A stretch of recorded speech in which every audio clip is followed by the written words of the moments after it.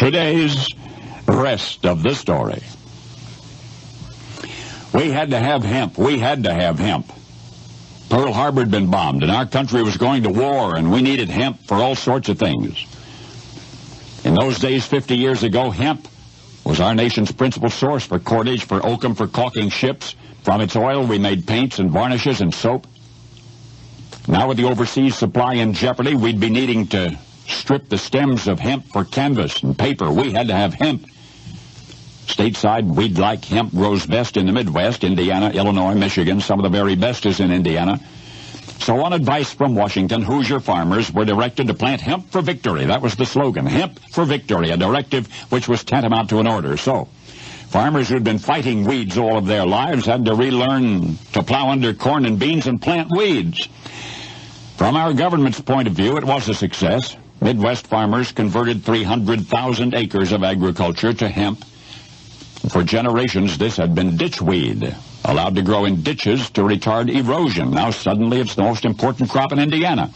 And from the stems was bred the fibers that begat all sorts of products essential in wartime, especially fabrics, which were no longer available from the Japanese. And it was not long before ingenious Hoosier farmers discovered ways of growing more hemp indoors, with computer-controlled watering systems, electric tables tilting to distribute nutrients evenly, cross-breeding of selected varieties. Row on row of hemp could grow from cubes of rock wool in temperature-controlled sheds under sodium lights. Understandably, our government was delighted.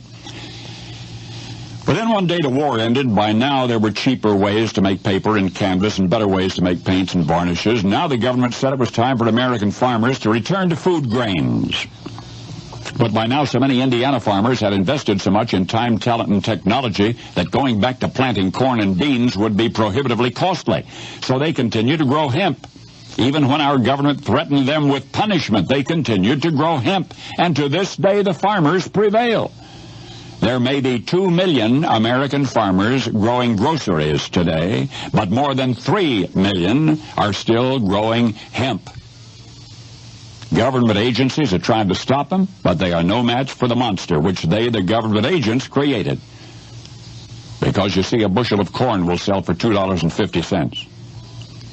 A bushel of manicured hemp may bring $70,000. It's no longer the stems of the plants which are harvested for industry.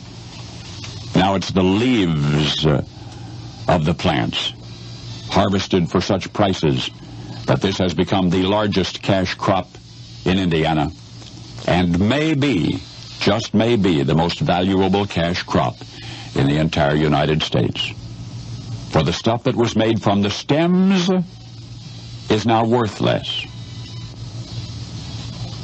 But what's made from the leaves of that same plant is marijuana.